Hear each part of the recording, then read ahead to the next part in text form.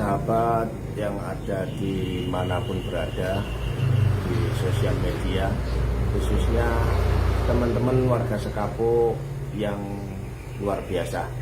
Jadi ini kaitan dengan adanya kegiatan semalam, ada public hearing atau musdes khusus rame-rame di Sekapuk, ya ada, dan itu bagian daripada demokrasi, patut kita menghargai karena kita memang di era demokrasi. Terus adapun yang jadi pembahasan yaitu terkait keberadaan patung di dua wisata ikon itu, patung Begawan, dan juga terkait masalah gaji yang gajinya komisaris dan juga haki yang saya perhatikan menonjol sampai sorak-sorai, kayaknya harus saya sampaikan di sini. Jadi yang jelas kita ngikuti regulasinya. BUMDes itu PP nomor 11 tahun 2021. Sementara kami menata BUMDes itu sejak diamanati setelah 100 hari. Dan saya rasa paham semua teman-teman, lebih-lebih yang di depan itu yang bawa mic semua. Seingat saya ya, saya tawari semua ketika saya sudah terpilih, kebetulan itu teman-teman saya semua. Ada yang bilang saya fokus di partai, ada yang bilang saya mau megang perusahaan, ada yang bilang saya akan di yayasan, ada yang bilang saya bukan KTP Sekapuk. Dan itu alasan-alasan, dengan alasan akhirnya kita memahami semuanya dan tetap saya harus melangkah. Karena teman-teman saya sibuk semua ketika saya sudah terpilih. Dan ketika melangkah itu tahun 2018, tidak ada istilah gaji 19 juta, tidak ada uang apa yang dipakai. Terus kemudian tahun 2019 sama, tidak ada uang apa yang mau dipakai. Nah kemudian tahun 2020 ya Mbok Yao 2019 kita benahi BUMDesnya. Masa lupa kita hutang awalnya itu untuk apa ya, untuk membenahi. Jadi kepala desa itu ada dua posisinya. Satu sebagai kepala desa yang ada di balai desa, membawai para perangkat untuk memberikan layanan yang terbaik, tercepat. Itu. Terus kemudian bicara sumber daya alam, kita supaya bisa mengelola dengan maksimal, kita kembangkan kekuatan ekonomi lokal dengan membangun BUMDes yang sehat. Di situ sebagai pimpinan penasihat yang ada di BUMDes. Dan itu pun kita pakai secara administrasinya setelah tahun 2021. Masa lupa Pak Direktur, sampean dulu gaji 450.000 sampai diganti jadi 4.500.000 atau 4 juta itu ya. Nanti angkanya sampean lah yang tahu, karena mekanismenya di BUMDes itu adalah bendahara yang disetujui direktur. Itu bicara untuk kegiatan ADART-nya ada.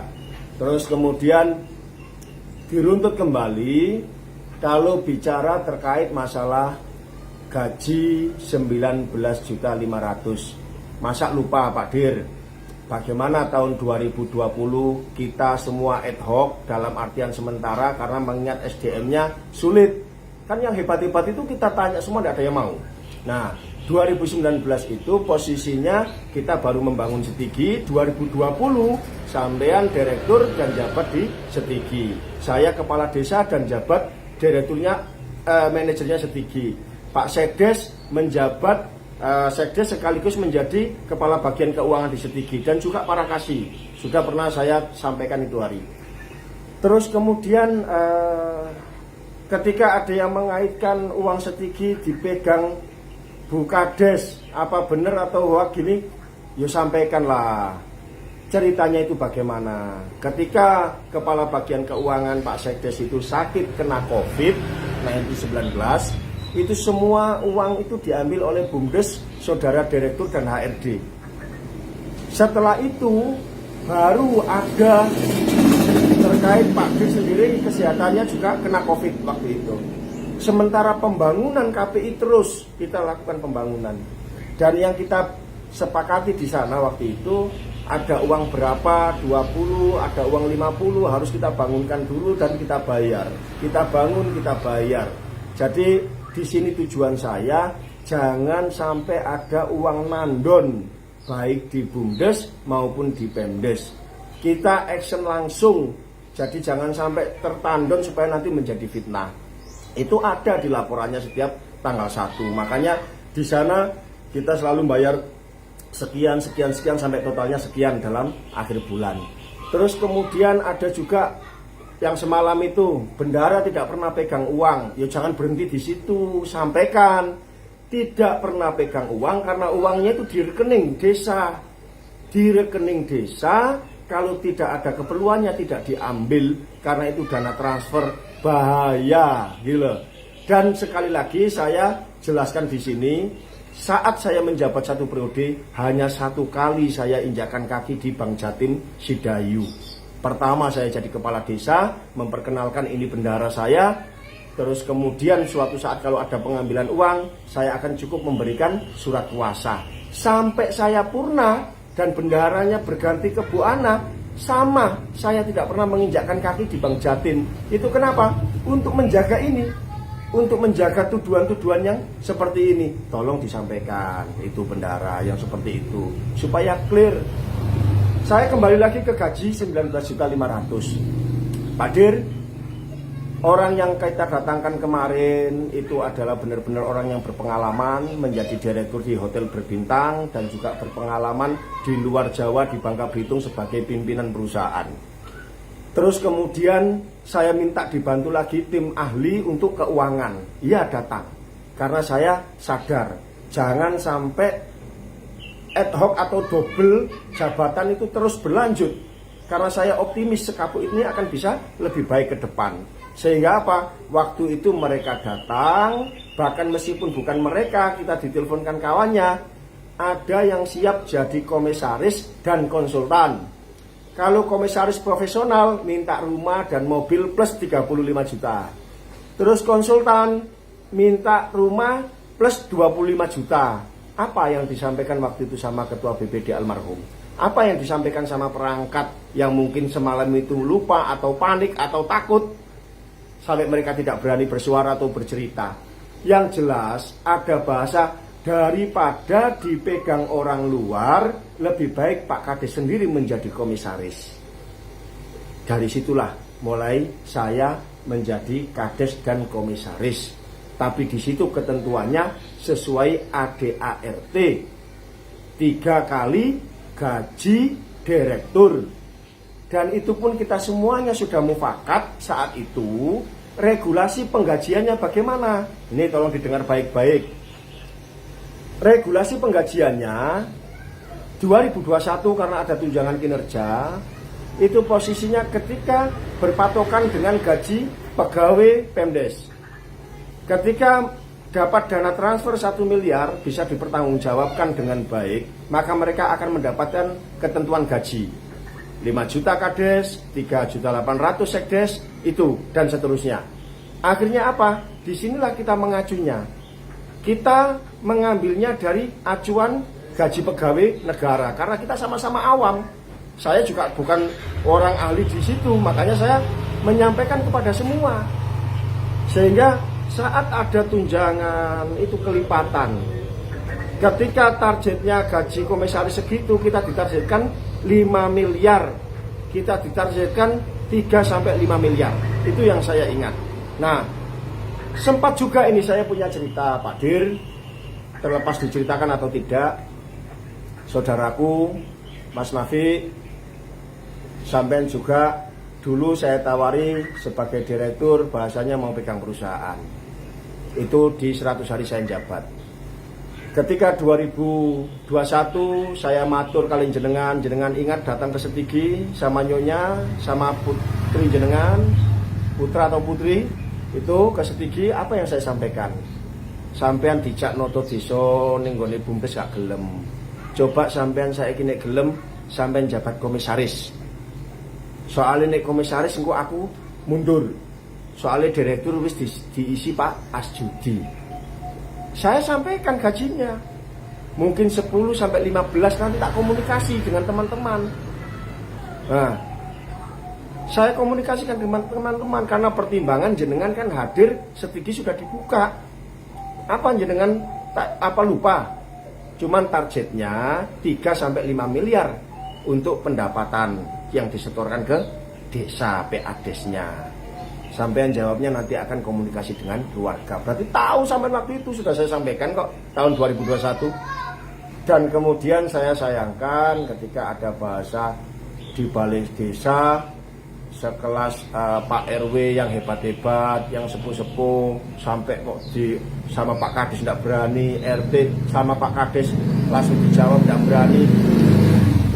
Kok rasanya berlebihan.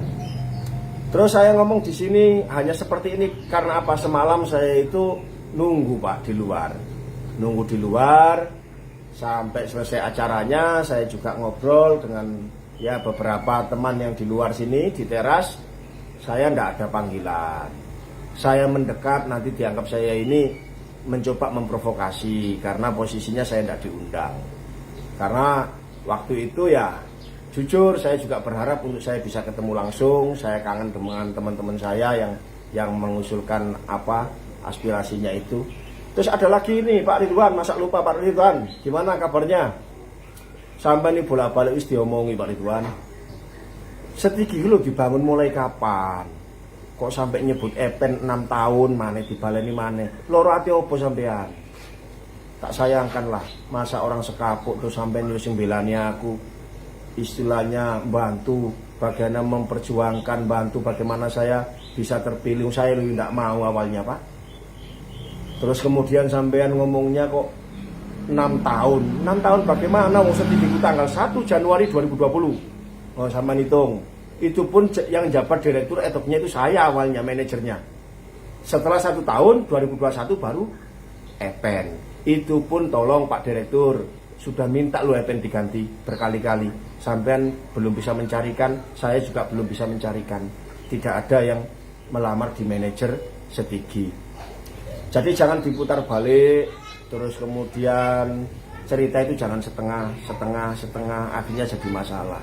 Saya sudah selesai per 12 Desember 2023. Monggo dilanjutkan, semoga tambah baik desa ini. Terus kemudian masalah apalagi yang belum tadi itu, Haki itu saya berharap kita mengacu waktu itu ketika undang-undang Haki yang kita pelajari bersama, diskusi dengan tim, itu kan ada angka 30%. Tapi saya bicara apa? Terlalu kalau untuk desa. Kita bikin 10% dari modal yang terkumpul ataupun inovasinya. Sehingga ada angka itu. Jumlah 153 atau berapa, itu jenengan kok yang prosentasenya saya enggak tahu. Pokoknya intinya saya sampaikan itu. Terus kemudian tujuan saya apa? Agar nanti pemimpin ke depan berlomba-lomba punya inovasi, membangun desa ini, membuka istilahnya peluang-peluang baru, gagasan-gagasan baru, karena kita memberikan reward itu. Jadi tidak seribet yang ini itu dan ada di ADART.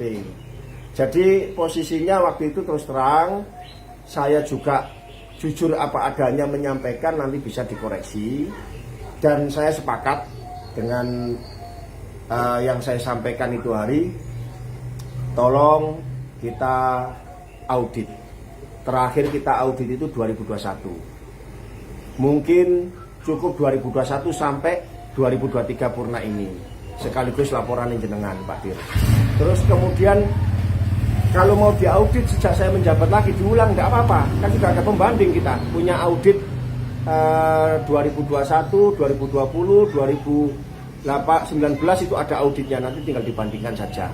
Jadi kalau saya bersyukur di sana supaya gamblang dan ayolah dibangun bareng-bareng desa ini, saya bantu sebagai masyarakat. Itu pun kalau jenengan mau. Kalau ndak mau ya ndak apa-apa, saya cuma mendoakan saja. Silakan dibangun, silakan ditata, silakan dibenahi. Tapi jangan ada berita kayak ini lagi satu ini. Kayak ndak kenal saya, kalau ketemu saya ya enak, senyumnya ramah, Pak Sulaiman. Nggak ada Pak Sulaiman yang neror-neror saya, neror siapa. Kalau memang ada warga Sekapuk sesama warga mereka, mungkin yang menanya itu tahu langsung bagaimana sakitnya kami. Jadi tadi pagi aja saya didatangi sama ibu saya, sampai nangis-nangis di pasar, katanya saya ini bermasalah atau bagaimana. Ya itulah dampak daripada semuanya ini, tapi konsekuensi saya. Dan mirisnya di sana katanya saya membawa asetnya desa, saya korupsi. Masa ndak ingat sampean 2018 punya apa? Saya punya pengalaman 2018. Saya punya mobil R3, saya taruh di balai desa, ada konferensi kepala desa di ujung Pangka, saya digurau sama teman sesama kades karena waktu hujan, kehujanan ini. Pak Kades Sekapuk percaya saya sakti karena biasa langganan banjir. Jadi aman itu biar kena hujan-hujan. Coba bayangkan itu tahun 2018. Padahal saya ada mobil pribadi saya taruh di balai desa tapi dijadikan siaga. Ya mungkin yang lainnya tahulah kalau mobil putih R3 itu W456 itu belum pernah saya jual ke pemerintahan. Jadi sekaligus menjawab Pak Ridwan, jangan berlebihan lah. Rizki itu Tuhan yang menganugerahkan. Jangan bilang ini dulu begini biasa, ini dulu biasa. Kita ndak tahu Pak. Sampai ngerti, saya jabet ini berapa mobil saya. Terus sekarang saat ini tinggal sisa berapa? Bukan bertambah. Mobil 7 tinggal 3, 4. Nah, terus sampai tahu tanah kaplingan yang saya lego berapa? Tanah saya sebelum saya jabat jadi kades sudah beli, kemudian saya jual. Jadi sampean tahu bagaimana saya coba mengajukan di perbankan. Kita ini nggak usah itu namanya tuduhan Pak, tuduhan. Seolah-olah saya ini rumah magrong gini. Sudah diceritakan gitu kok. Kronologinya bagaimana. Kita nggak mau atau kesenangan beli tanah itu Pak. Itu BPD juga ngerti prosesnya. Yang megang lelang selama 1 tahun, kenapa tidak laku-laku itu tanah? Sampai akhirnya yang punya tanah tidak terima, belum lunas kok sudah dibangun puskesmas. Jadi ya karena memang ini penyeimbang saja, jangan sampai nanti hanya satu sisi dan seolah-olah saya ini pesakitan. Saya ini posisinya bukan berarti kok membenarkan tuduhan-tuduhan Anda, tapi yang jelas supaya clear, saya tidak menyalahkan jenengan semua. Karena jenengan semua orang sibuk dan tidak akan mungkin perjalanan 6 tahun kemudian bisa diketahui dengan 1 bulan sampai mengapalkan data. Jadi ya komunikasi saja yang baik. Terkait dengan patung kan sudah sampean bongkar, nggih monggo dibongkar, enggak apa-apa. Yang penting menjadikan bahagia daripada katanya ustadznya itu patung enggak berguna, enggak manfaat, orang tambah sengsara. Ya terserah, saya minta maaf karena sudah membuat sengsara, tapi paling tidak sampean tahu historinya. Patung saat itu bukan serta-merta kemauan saya pribadi. Patung itu setelah ada peristiwa. Jadi setelah deklarasi desa miliarder, setelah 2020 punya wisata, saat deklarasi desa miliarder belum ada patungnya. Patung itu muncul kenceng mau kita bikin itu belum menunjuk saya, tapi posisinya karena ada naskah bahasa daerah kelas 5 dan kelas 4. Itu menceritakan tentang Setigi. Dibangun tanggal berapa, dibangun di mana, kemudian edukasinya apa saja. Dan yang paling kita tidak nyaman ada pertanyaan satu. Setigi dibangun oleh A. Pemkab Gresik, B. Dinas Pariwisata Gresik, C. BPN, D. Dinas Pendapatan Daerah. Yang E tidak ada. Dan di situ tidak ada menjelaskan dibangun oleh Pemdes Sekapuk, dibangun swadaya warga, tidak ada. Sehingga kita tergelitik ini ada mencoba desain seolah-olah menyimpangkan sejarah. Sehingga teman-teman bagaimana caranya menyikapi ini? Sehingga saat itu diambil simbolis dari masyarakat.